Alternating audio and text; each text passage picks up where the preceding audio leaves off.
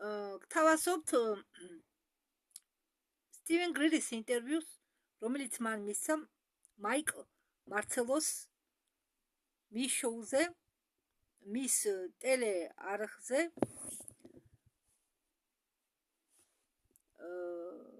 ეს არის მეხუთე პოდკასტი, ეპიზოდი მეხუთე, რომელიც ისევ ეხება გახსნას.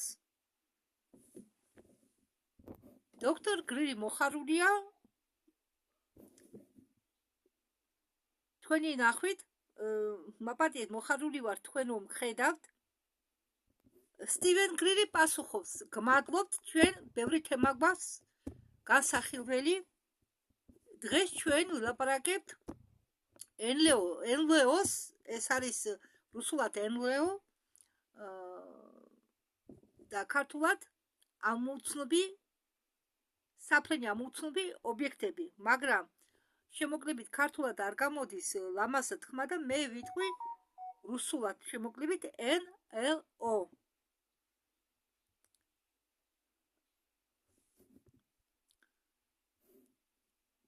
და ამ დღევანდელ ვიდეოში ჩვენ ვისაუბრებთო ამ NLO-ში გასაიდუმლოების ბინძურ ხერხებს, თუ როგორ ცდილობენ, რა ბინძური ხერხები ცდილობენ დამალონ ნამდვილი ამოუცნობი ფრინავი ობიექტების არსებობა. მე მინდა გავაკეთო რამდენიმე განცხადება, რომლებიც ამაზე გაიგებენ უფრო გვიან. ესე იგი, რამდენიმე არის ადამიანები, ვისაც მიმართავს მისი განცხადებით სტივენ გრირი და ამიტომ ამბობს ისინი ამაზე მოგერდებით გაიგებენო. ხომ უსმენს ხალხი მის ამ ვიდეოს არხი კანალ რასკრიტია, ეს ინგლისურად, აგრეთვე არის არხი პრაბუდიტეს ინგლისურად და ბევრი გადაცემები, რომელიც ეხება გახსნას. ახლა მე ვიმყოფებიო სან-პეტერბურგში, ტამპის რაიონში. როგორც წინა ვიდეოში ამბობდა სტივენ გრირი, იგივეს იმეორებს ამ ვიდეოშიც. მე უფრო შემოკლებით გეტყვით, რომ დრო მოვიგო. ის უგზავნის რაღაც დოკუმენტაციის ასლებს ახალ ადმინისტრაციას, ამერიკის მთავრობის ახალ ადმინისტრაციას და ამ დოკუმენტების ასლები გავრცელდა კონგრესმენებს შორის. აგრეთვე ის მიმართავს, რომ დაუშვათ ვინც მიიღო ეს დოკუმენტები, ამ დოკუმენტის ასლები თვითონ მაგათმაც მიიღო მონაწილეობა ამ ასლების გავრცელებაში მათ მეგობარ სენატორებს შორის. მოდით დავუბრუნდეთ 1950 წელს და ვნახოთ დოკუმენტი, რომლის მოდებნა შეიძლება ჩვენ არქივში. ამ დოკუმენტში, რომელსაც საიდუმლოს გრიფი მოუხსნეს და გასაჯაროვებული გახდა კანადაში,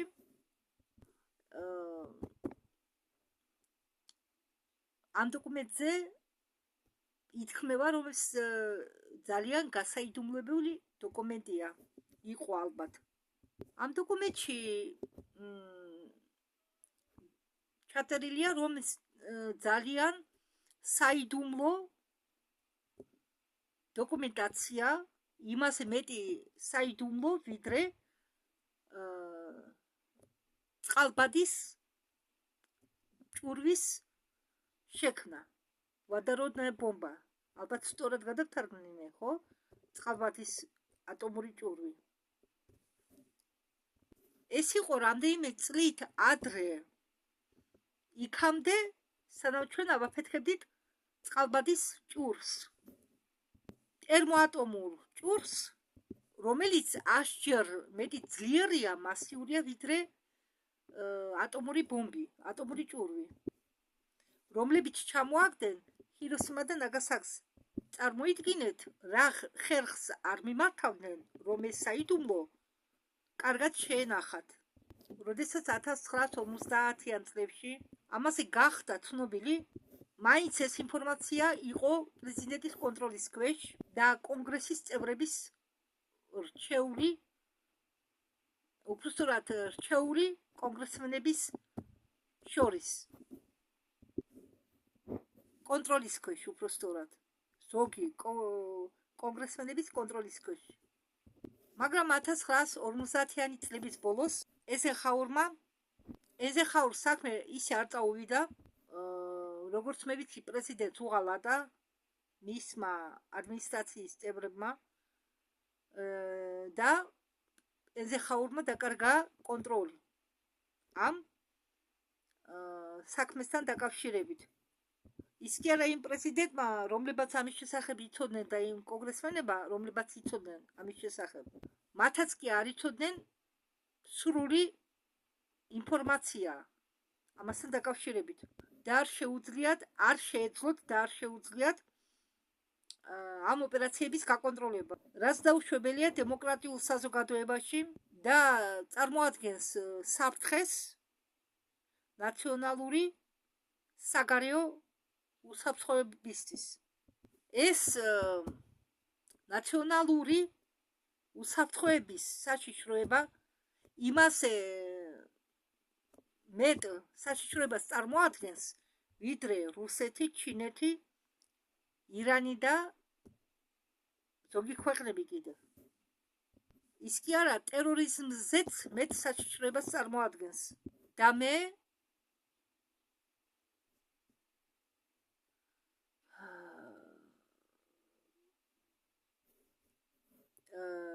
არ ბერავ ამ ამბავს.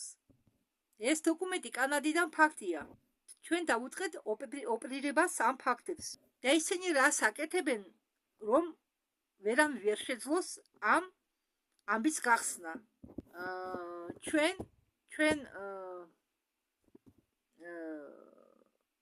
საიტზე განვათავსე 1999 წლის სტატია, რომელიც დავწერე მე ამასთან დაკავშირებითო და იქ დავწერიო იმაზე, თუ ჩვენ რა აღმოვაჩინეთო 1993 წლიდან იმ 1999 წლის ჩათვლით. 93-დან 99 წლის ჩათვლით. კი არსებობდა ფაქტი, რომ ეს თემა გაეხსნათ და საჯარო გაეხადათ, მაგრამ იმისთვის, რომ კაცობრიობა განაწყო იმ ხელოვნური, არადამიანური,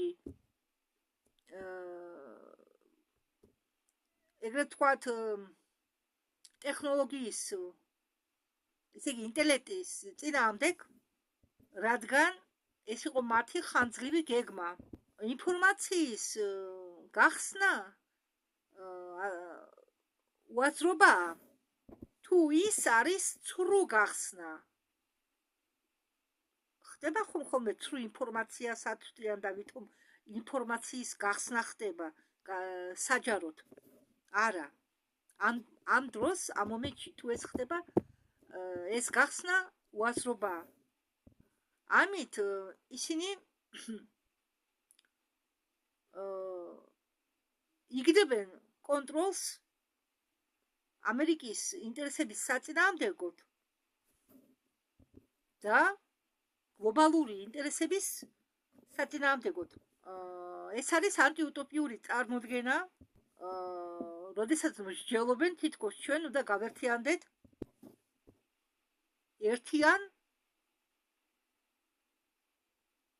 მთლიანობაში. თითქოს ადამიანები არიან უცხოპლანეტელების წინააღმდეგ. ზუსტად ეს იყო ხანძლივი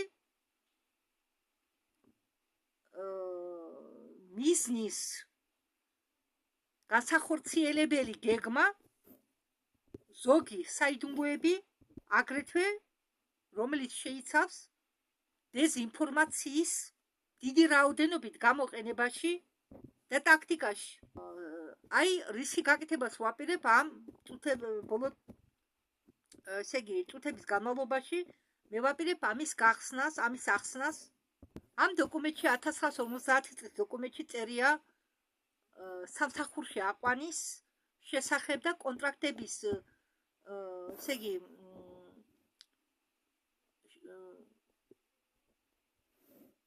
შექმნის შესახებ კომპანიასთან ცენტრალური საჯაშუშო სამმართველო, ესე იგი ЦРУ რუსულად, სახელით განთქმული ასტრონომი გვარი რაღაც თქვა, მაგრამ ვერ გავიგე და ამ ასტრონომმა შექმნა ჯგუფი მოყვარულებისა, რომ მაგათმა ცაში ააფრინონ თებშები და მათ უღებდა ფოტოებს, რომ ისინი გამოიყურებოდნენ თითქოს როგორც საფრენი თევშის ფორმის აპარატები.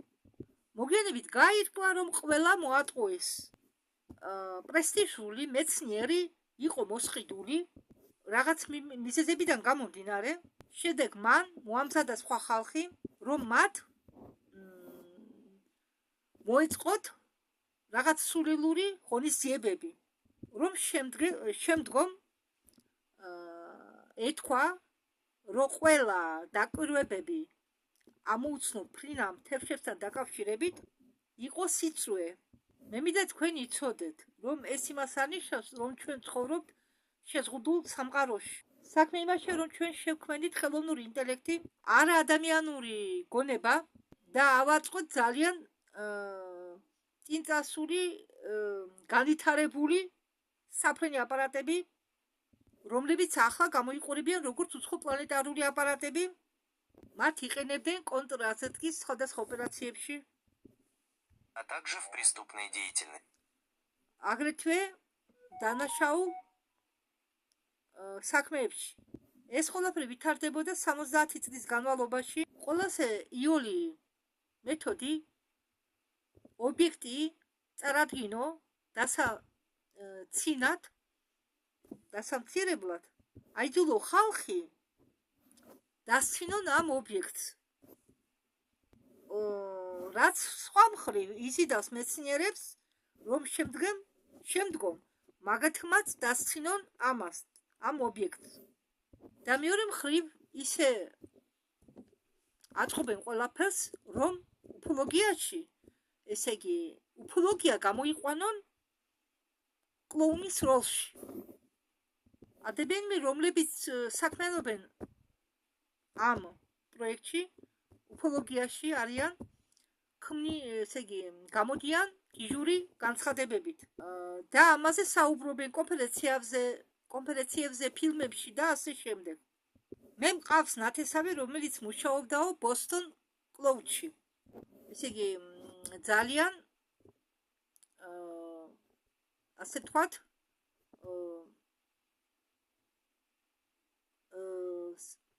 განთქმულ რედაქციაში. და მან თქვაო,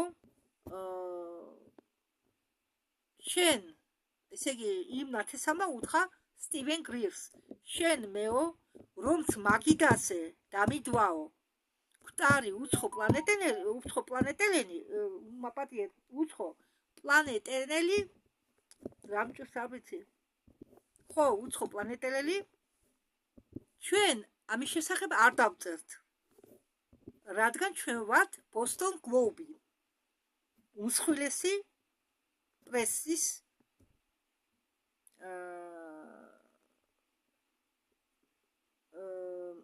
რედაქცია.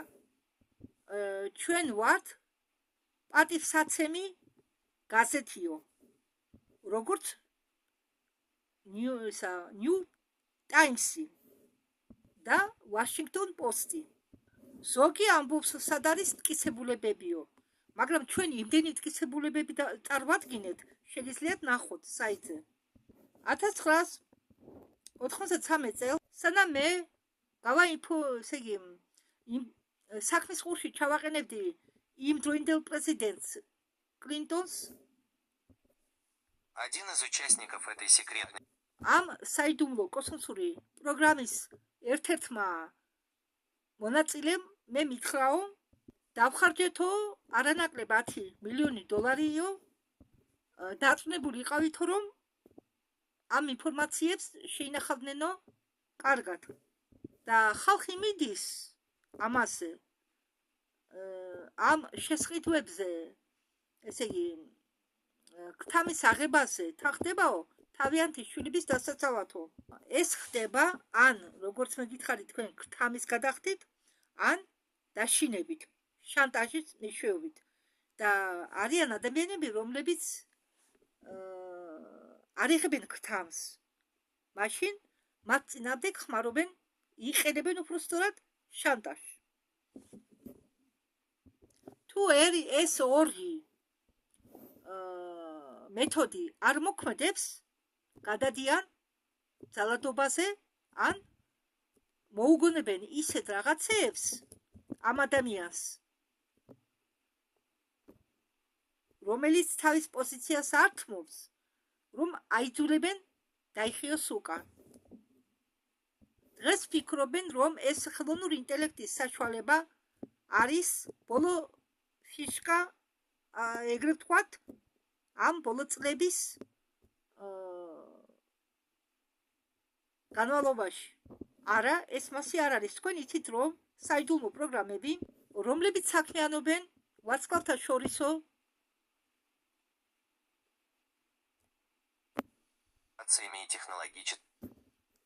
კომუნიკაციებით და ტექნოლოგიური სისტემებით აქვს თავის არსენალში ექსტრა ორდინალური საშუალებები ინფორმაციის ფალსიფიკაციისთვის უკვე 60-იანი წლებიდან, ესე იგი მათ შეუძლიათ გააყალბონ გამოსახულება, ფოტოები, ყველაფერი რაც კი მათ უნდათ და ეს მუდმივად ეს მეთოდი გაყალბების და ინფორმაციით შეტევის მეთოდები გამოიყენება სულ ხალხის წინააღმდეგ. აი მაგალითი არის, ცოცხალი მაგალითი ჩვენი ისადერების გაჩუმება, რომლებსაც უნდათ გამოსვლა და გასაჯაროება თავიანთი ინფორმაციის. მათ აიძულეს გაჩუმებულიყვნენ, რადგან მათ ემუქრებოდნენ რაღაც დოკუმენტებით, თუმცა ისინი არაფერს აკეთებდნენ ისეც. ყველა ლაპარაკობს იუსტიციის სამინისტროზე, ფებერზე ან სხვა სახელმწიფოების ორგანოებზე, რომლებიც საქმიანობენ იმით, რასაც დღეს უწოდებენ იურიდიულ ომს. გუვერს ქონდა დოსიე პოლიტიკოსებზე და სხვადასხვა ადამიანებზე, მაგრამ ის რჩებოდა ფებერის დირექტორი 10 წლების განმავლობაში. ეს არის გასაჯაროვებული ფაქტი. შეგიძლიათ გააправერკოთ. მაგრამ წარმოიდგინეთ ორგანიზაცია, რომელიც ყველაზე მეტად ძლიერია, რომელიც აგროვებს ან ქმნის ამ კომპრომატებს და თან აქვს განუსაზღვრელი ფული, ფინანსები, რომ მოისყიდოს ხალხი. ახალ მე ვიყავი პოდკასტზე პატრიკ დევეთთან ერთად და მან მითხრა, რომ 1992 წელს გენერალმა სტალბაინმა შემომთავაზაო მე 2 მილიარდი დოლარი, მაგრამ ეს შეუძლებელია. ვერავინ ვერ შემოგთავაზებს ამხელა თანხას და არც არავინ იტყოდა ვარს. მან ვარი თქვაო, ეს მაინც ხომ იყო სერიოზული წინადადება. მათ შეუძლიათ შემოგთავაზონ ძალიან დიდი თანხები. ზოგ ადამიანებს შეუძლიათ გადაუხადონ 1,5 მილიარდი დოლარი. მე ვიცნობ ერთ უფოლოგს, ზუსტად მაგდენი გადაუხადეს, რომ ნახევრად სიმართლე ეთქვა. მე მაგის სახელს არ ვიტყვი, მაგრამ თანხა შეიძლება იყოს მეტი. ესე იგი, საქმე იმისკენ მიდით, რომ ადამიანებს თავაზობენ ან ემუქრებიან ადამიანებს, ან თავაზობენ დიდ თანხებს. ოღონდ დაითანხმონ თანამშრომლობაზე და თუ ეს არ ამუშავდება, თუ მათი მეთოდები არ გაამართლებს და ეს ხალხი ბევრ პრობლემებს შეუქმნიან მათ, მაშინ ისინი დაკავდებიან სველი საქმეებით. ხომ ხდებით, ხომ გულისხმობთ? ეს ასეთი ტერმინია. სველი საქმეები ეს არის კლელობა ან კილერების დაქირავება, რომ ეს ხალხი მოიშორონ. და ამ წლების განმავლობაში ასეთი რაღაცები ხშირად ხდებოდა. როდესაც ადამიანებს უბრალოდ კლავდნენ, ან იღუპებოდნენ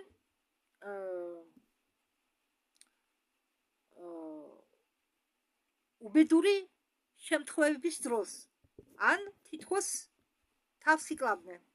ჩვენ ვიცით მერლინ მონროზე. ხომით, მე მგონია უფროსი თაობა იცნობს მერლინ მონროს, გაუგონია. ახალგაზრდებს შეიძლება გაუგონია და ჩანაწერები აქვს ნახეთ.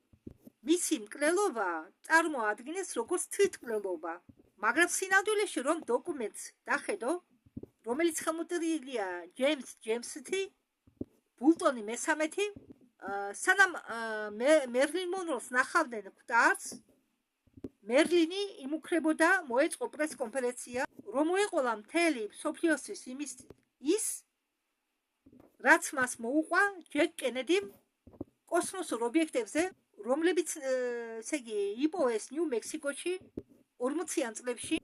ამის შემდეგ რამდენიმე დღეში ის მოხდა, მაგრამ ისმა მეგობრებმა, ყველა მეგობრება იცოდა, მაგალითად მე ველაპარაკებოდი მომღერალ აილსელს, ბიორნ აილსელს, თუ სწორად წარმოვიდგინე, არ ვიცი რა მნიშვნელობა, რომელიც კარგად იცნობდა მერლინ მონროს. ის იყო ჩვენ აღმასრულებელ კომიტეტში 90-იან წლებში და მან მითხრაო, რომ მერლინ მონრო ვერ მოიკლავდაო თავს. ეს იყო მკვლელობა, რომელიც გაასახეს როგორც თვითმკვლელობა. ეს ერთ-ერთი შემთხვევაა, მაგრამ არის ასეთი ბევრი შემთხვევები, რომლებზეც არიციან. ჯონ უორნერი ყვება, რომ მისი ბაბუა პოლ მელონი იყო ერთ-ერთი მილიარდერი, მეორე მსოფლიო სამამულო ომის ბოლოსთვის და იყო ნაციზმის მხარეს. მაგრამ მეორე სამამულო ომის ბოლოში ის ჯორჯ ასპატონთან ერთად და ალან დალასთან ერთად შექმნა ЦРУ, რომ მიეღო დისკი, რომელიც იყო პროტოტიპი ელექტროგრავიტაციის და ხო, რაღაც ანტიგრავიტაციული პროტოტიპი იყო ანტიგრავიტაციული მოწყობილობის გერმანიისაგან. არა, ეს არ იყო რეაქტიული ძრავა, ეს იყო სხვა რაღაცა. ეს არ იყო რადარი, ეს იყო დისკი. გენერალ პატენს სინამდვილეში უნდა რომ საზოგადოებას გაიგო ამის შესახებ, რადგან ეს იქნებოდა მნიშვნელოვანი გარღვევა ენერგეტიკის სფეროში და სხვა ყველაფერში, მაგრამ მაგათმა უთხრეს, არა, შენ ვერ შეძლებ. პატენმა უპასუხა მათ, რომ ჩვენ ეს უნდა გავაკეთოთ და მაგათმა ისენირება გაუკეთენ საავტომობილო ავარიას, რომელშიც პატენი დაიღუპა, მაგრამ ეს ავარია მოაწყვეს და მას ემართება ბევრ ადამიანებს და ამ კორუფციული დონის, უпроსტად ეს კორუფციული დონე არსებობს დღემდე. ერთი შემთხვევა დაემართა, ესე იგი, მოვიდა ერთ-ერთ ჩვენ ინსაიდერს, რომელმაც ვერ შეძლო გამოსვლა ამ ასეთი პრობლემების გამო. 2009 წელს ის იყო ჯგუფში ჩამოგდებული, ესე იგი, რაღაც ავარიების დროს ჩამოვარდნილი თვითმფრინავების ძებნაში, ჩრდილო ნევადაში, ნელისიდან ჩრდილოეთით, სადაც ადრე ცდიდნენ ატომურ ჭურვებს. იქ იყო ვეთფრინავების ბაზა და ის იყო ერთ-ერთი წარმომადგენელი ამ ჯგუფიდან, რომლებიც იყვნენ დაკავებული ამ ჩამოვარდნილი თვითმფრინავების ძებნით. შემდეგ მას დაავალეს უცხოპლანეტარული ხომალდების ძებნა, რომლებსაც ჰქონდათ რომლებიც იყვნენ სამკუთხედიანი ფორმის და ასეთი ძიების დროს ის მოხდა მახეში, როდესაც ანელებდა სვას. ეს იყო ავარია დიდი უცხოპლანეტარული ხომალდისა, რომელსაც მოყვა რაღაც მოვლენები, რომელზეც ჩვენ წერთ, ჩვენ და ეს დოკუმენტაცია განლაგებულია ჩვენ არქივში. მაგრამ როდესაც ამ კაცმა დააპირა გამოსვლა სამხედრო ძალების წინაშე და კომიტეტის წინაშე, შემდეგ აპირებდა ისრის ოფისში წასვლა. ის არის ამ ოფისის დასახელება. არის ალბათ ორგანიზაცია. მის სახლის წინ გაჩერდა ფურგონი. ამ ფურგონიდან გამოვიდა ორი მამაკაცი და უთხრეს მას: დახედე შენ ტელეფონს და კომპიუტერს. იქ სავსეა ბავშვური პორნოგრაფიის ვიდეოები და მათ თქვეს, რომ ჩვენ ხშირად გვაქვსო საქმე ასეთ მოწმეებთან. მას ჰყავდა ორი ბიჭი და მას ჰქონდა კარგი რეპუტაცია, მაგრამ მაგათმა უთხრეს, რომ შენ ან გაჩუმდები, ან შენი სიცოცხლის ბოლო დღეებს გაატარებ ციხეში. და ისინი არ ხუმრობდნენ. და ეს ერთადერთი შემთხვევა არ არის. მასე დაემართა ბილ ჰოლდინს, რომელიც იყო მთავარი სტუარდი პრეზიდენტი კენედის დროს თვითმფრინავის ბორტზე. კენედიმ პირდაპირ უთხრა მას, რომ იცის ამის შესახებ, მაგრამ ეს მის ხელისუფლებაში არ შედის. მას არა აქვს უფლებები რამე მოიმოქმედოს. სტივენ ლენდლი, რომელსაც ჰქონდა მტკიცებულებები, მაგაზე იძიეს შური და ასეთი შემთხვევები ბევრია. და კიდევ ისინი აწყობენ ფინანსურ მახეებს. არის ერთი გამომძიებელი მის გვარდასახელსო, მე არ დავასახელებო, მაგრამ სენატში მაგის წინააღმდეგ განაწყვეს არა მარტო правоохранительные органы, სამართალდაცავი ორგანოები, არ ესიც. ეს ორგანიზაცია ალბათ რაღაც. და ეს დაიწყო იმის შემდეგ, რაც მან ჩვენთან თანასწორობა დაიწყო. მე იმედი მაქვსო, რომ იმ მტკიცებულებების საფუძველზე, რომელიც მე მივიღეო ბოლო დღეებშიო, მთავრობა დაიწყოსო ამ საქმის გამოძიებას დანაშაულების წინააღმდეგ. ჩვენ შეგვიძლია ამ ფაქტების დამტკიცება. ჩვენ ყავს მოწმეები, რომლებიც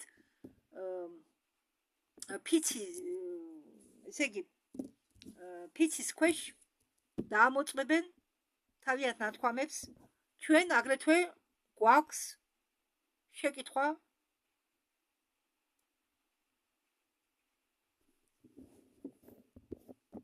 სამართალ ორგანოებთან, თუ რატომ არ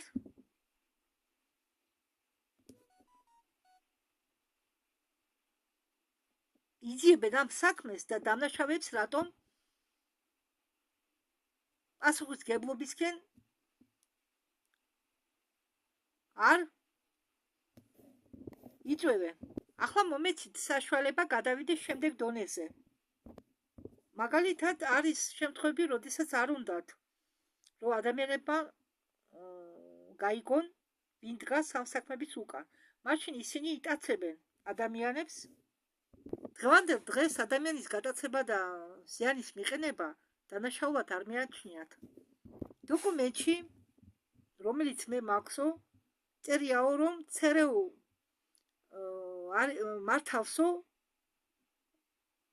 ამ თანამედროვე სისტემებით, რომელიც ჩამოგავს NLO-ს და არსებებით, რომლებიც გავს უცხოპლანეტელებს, რომლებიც ნაწილი უკვე რობოტიზირებული არიან და ყველაზე განვითარებული კი ნახევრად-ცოცხლებია. ისინი არიან ბიოლოგიურები, ისინი არიან ცოცხალი ხორცი, ისინი ერთდროულად არიან ბიოლოგიურებიც და ელექტრონული სხემებიც გააჩნიათ და ისინი შექმნილი არიან ადამიანების მიერ. არ შეგეშალოთ ხელოვნურ ინტელექტთან ისინი კი, ვიც არის ის ეგონება უცხოპლანეტელიაოდ, მაგრამ სინამდვილეში არიან ხელოვნურად შექმნილი არსებები ადამიანების მიერ. მათ იყენებენ ბრაზილიაში და არგენტინაში და დოკუმენტში ნათქვამია, ამას დიდი მნიშვნელობა აქვსო ფსიქოლოგიური ომისთვის. და დოკუმენტში ნათქვამია, რომ ამას აქვსო დიდი მნიშვნელობა ფსიქოლოგიური ომისთვის. თუ არ შეიძლება ამის შენახვა საიდუმლოდ სრულიად, მაშინ და თუ ინფორმაცია გაჟონავს, შეიძლება მას მემართულება მისცენ. რომ თუ ისინი არსებობენ, ესე იგი ეს არის რაღაც ბოროტი ძალა სამყაროში. და ამიტომ ვითომ მათ ურჩევნიათ ეს საიდუმლო შეინახონ. მე მითხრესო სამთავრობო ჩინოვნიკებმა, რომ სიმართლე არისო საშინელება. ხო, მე მითხრესო ჩინოვნიკებმა, მთავრობის ჩინოვნიკებაო, რომ სიმართლე შეიძლება აღმოჩნდეს საშინელებად. ხომ ხალხი დაარწმუნეს იმაში, რომ NLO არის საშინელება და მათ ანახებენ სექციებს, სადაც ჭრიან ადამიანებს. თითქოს NLO ესე იგი აზარალებს სრულფეხას საქონელს, აგრეთვე ანგრევს თითქოს შორეულ სოფლებს. ყველაფერი ეს შექმნილია ადამიანის მიერ, მაგრამ არა იმის, რომ ეს საკელთიდღეოდ გამოიყენონ. ცერეულში იყენებენო ლინგვისტიკას და სიტყვებს, რადგან სიტყვებს აქვსო მნიშვნელობა. სიტყვები გადასცემენო აზრებს. აზრებში კი დევსო ცნობიერება და გზნობები. და თუ თქვენო უცხოპლანეტელების მიერ გადაცებას უძახითო ბუნტს, რა არის გადაცება? გადაცება არის ძალადობრივი დანაშაულის აქტი, როდესაც ვინმე მიყავთ მისი ნების საწინააღმდეგოდ. ეს საერთოდ არ გავს კონტაქტს. 40-იან და 50-იან წლებში, როდესაც იყო კონტაქტორები, ბევრი ხალხი კონტაქტირებდა სინამდვილეში უცხოპლანეტელებთან. და ეს არ იყო საშიში გამოცდილება. როგორც ამაზე წერდა ჯეიკ ბარბერი თავის წიგნში, სტატიაში არ ვიცი, მაგრამ როდესაც მაგათმა გაიგეს, რომ შეეძლოთ იმიტირება თუ კონტაქტისა უცხოპლანეტელებთან, განვითარებული თვითმფრინავებით, რომელიც ჩვენთან გაჩნდა 50-იანი წლების ბოლოს და 60-იანი წლების დასაწყისში, მათ შეძლებს მონაყოლის გაკონტროლება. მაშინ მათ დაიწყეს სიტყვების შეცვლა. ასე რომ ფრინავი თევშები გახდა ამოუცნობი ფრინავი ობიექტები. თუმცა ისინი არ იყო ამოუცნობი ობიექტები და ისინი საერთოდ არ დაფრინავდა აეროდინამიკის კანონის მიხედვით. ეს არის ელექტრომაგნიტური სისტემა. სინამდვილეში ეს ძრავი სისტემა სივრცეში, დროის სივრცეში და ახლა ჩვენ გაგვაჩნია NLO როგორც ამოუცნობი და ჩვენთვის უცნობი რაღაც ობიექტი. 40-იან წლებში ლაპარაკობდნენ არამიწიერ ხომალდებზე, მაგრამ დაწყებული 50-60-70-იანი წლებში უკვე ლაპარაკობდნენ არამიწიერ სხეულებზე. უცებ ეს ყველაფერი ხდება არადამიანური ინტელექტი. არის ინტელექტის სხვადასხვა სახეობა, რომლებიც არ ეკუთვნის ადამიანურს. თვლიან, რომ დელფინები ფლობენ უფრო მაღალი ინტელექტით ვიდრე ადამიანები. აგრეთვე ჩვენ ვლაპარაკობთ ვეშაპის მაგვარ დელფინებზე. არის დონეები, განზომილებები, რომლებიც არ არის მიწიერი და არსებობს დაბალი და მაღალი განზომილებები. ჩვენ ვლაპარაკობთ ანგელოზებზე, როგორც არა მიწიერ არსებებზე. როგორც ზეციურ არსებებზე. იმათზე, ვინც ჩვენზე ადრე წავიდა, ვინც ცხოვრობს სინათლის, ესე იგი ზეციურ სამყაროში და ეს რეალურია. მე მქონდა სასიკვდილო გამოცდილება, ესე იგი კლინიკური სიკვდილი. მე შევიჯახე არსებებს დაბალი განზომილებებიდან, რომლებსაც რელიგიაში უწოდებენ დემონებს, დაბალი ვიბრაციის მქონე სხვა განზომილებების წარმომადგენლები, მაგრამ ისინი გონიერები არიან. მას ჩვენ რაზე ვამბობ? სიტყვა და ფსიქოლოგია, რომელიც ამ სიტყვების უკან დგანა, თავისთავად არის კონტროლის მექანიზმი ობიექტის მიმართ და მის დამალვაში. ამიტომ ჩვენ უნდა ვიყოთ ფრთხილად. მე ვესაუბრებოდი ხალხს, რომლებიც მუშაობდნენ სპეც სამსახურში, აგრეთვე პენტაგონში, ამ ცოდნის სფერო გაიცნის როგორც ეზოტერიკა.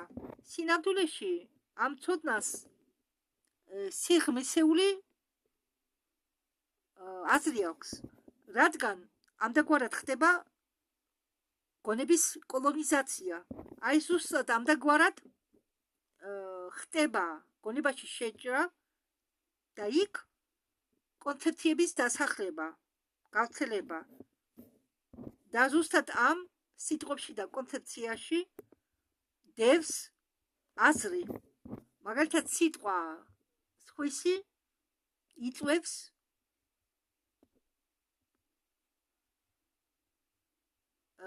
ნიშნულობას გადაცება. ახლა ისინი აპირებენ ახალი თამაშის დაწყებას, რომლის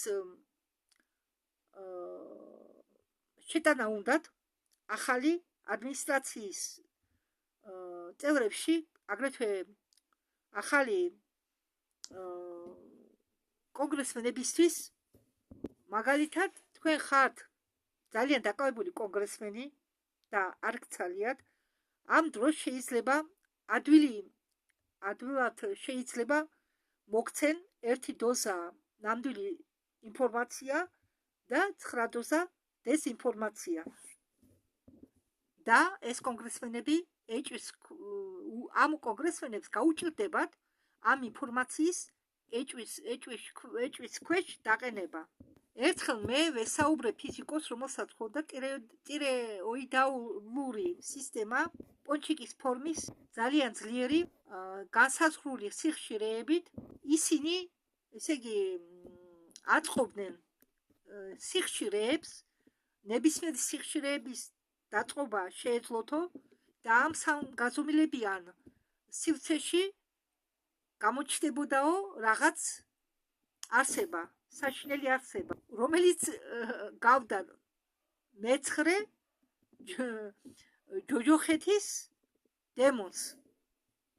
ეს თითქოს ზღაპარია, მაგრამ ეს სინამდვილეა. მასეთი შესაძლებლობები არსებობს და ამ შესაძლებლობებს იყენებდნენ, რომ ადამიანები გაებრიყვებიან. რამდენიმე წლის უკან ჩვენი ჯგუფი ატარებდა კონტაქტს ესე იგი ჯოშუა ხუთში, სახლში, სადაც მე გავჩერდი. უბრალოდ იმ სახლში კი არა, სადაც მე გავჩერდი, არამედ სხვა სახლში. ამ ჩემი ჯგუფის წევრები ლაპარაკობდნენ არსებაზე, რომლებსაც ხედავდნენ და რომელიც არგავდა უცხო პლანეტელს, ის ადრა სახლის სახურავზე და ახაკუნებდა ფანჯარაში. ის გამოიყურებოდა ძალიან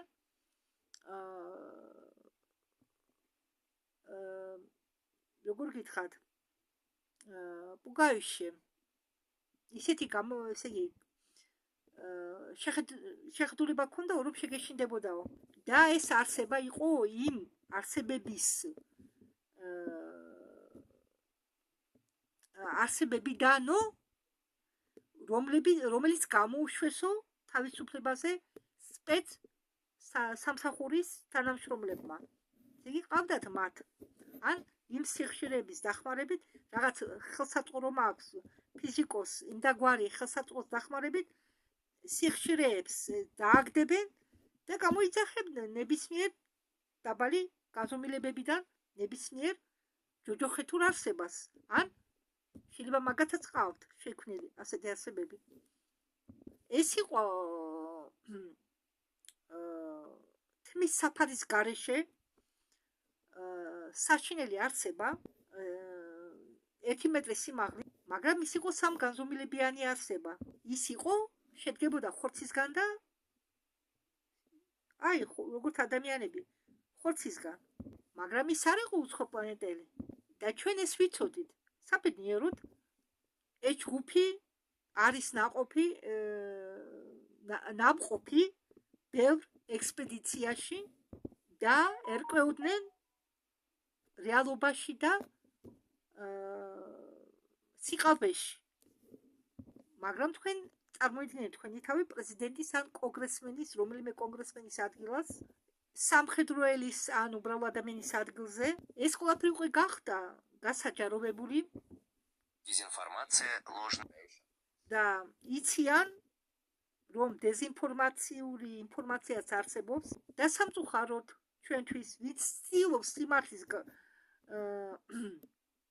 გახსნას, სიმართლის წარდგენას, უფროსურად სიმართლის გასაჯაროვებას 1991 წელს ЦРУ-ს ერთმა ოფიცერმა თქვა, მე მითხრა, რომ ეს ყველაფერი სიმართლეა, მაგრამ სიმართლე ასევე ძალიან უცნაურია, რადგან ხანდახან სიმართლეს წარადგენენ როგორც გამონაგონს და ძალიან რთულია ამ გამონაგონის არ დაიჯერო. გამონაგონი კი ისა, რასაც დაუჯერებს ხალხი. დაუშვათ, თქვენ ხართ პოლიტიკოსი ან ჟურნალისტი და თქვენ ბევრ რამეს გაყრიან თავზე. ერთ-ერთმა კონგრესის წევრმა მითხრა, რომ მე ამით არ მინდა თავი შევიწუხო. ეს ძალიან რთულია. მე ამაში ვერ გავერკვევი. სხვა სიტყვებით, ეს ყველაფერი გადაიქცევა კაკაფონიაში, რომელშიც ისინი ვერ ერკვევიან და ვერ პოულობენ საჭირო ინფორმაციას. არსებობს წინწასული ტექნოლოგიები, რომელიც ჩვენ დაგვეხმარებოდა ახალი ცივილიზაციის შექმნაში, გარემოს დაბინძურების გარეშე, სიღარიბის და ავადმყოფობის გარეშე. ამაზე დოკუმენტური ფილმი დაკარგული საუკუნე, რომელიც ყველამ უნდა ნახოს. ჭეშმარიტება არის, სიმართლე არის ოქრო არა, ძვირიანი ქვა, რომელსაც თუნდაც ოქრო იყოს, ნამდვილი ოქრო. და ამ ოქროს დააყარესო ფალსიფიცირებული, ესე იგი ხელოვნური ყალბი ოქრო. ამ ნამდვილ ოქროსაგან თუ დააყარესო ყალბი ოქროები. ასე რომ თქვენ ეძებთ სიმართლეს იმ ცრუ მოვლენების შორის, ყალბ შეხვედრების შორის და ასე შემდეგ. ადამიანებს, რომლებსაც აქვთ ხელისუფლება და აქვთ ამასთან დაკავშირებით ბევრი საშუალებები, გავლენა მოახდინონ ან ადამიანებზე, ან მოვლენებზე და ისინი თავისი ხელისუფლებით, თავისი ძალაუფლებით აკონტროლებენ ყველაფერს, რასაც კი მოისურვებენ, იმას გააკონტროლებენ. და მათ არ უნდათ ამ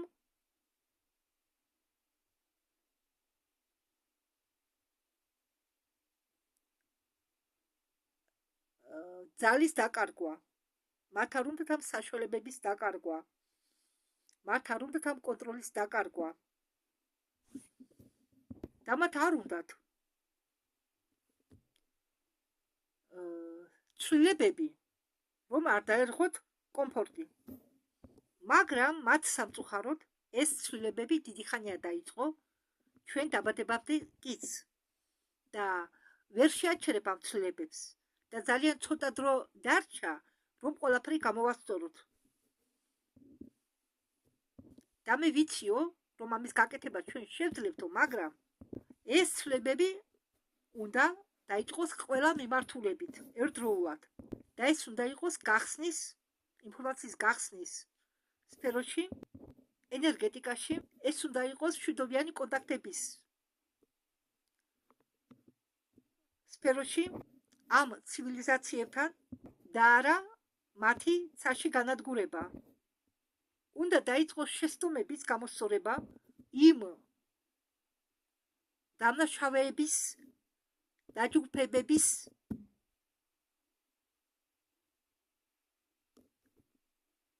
საქმიანობიდან გამომდინარე, რომლებიც მართავენ ამ პროგრამებს.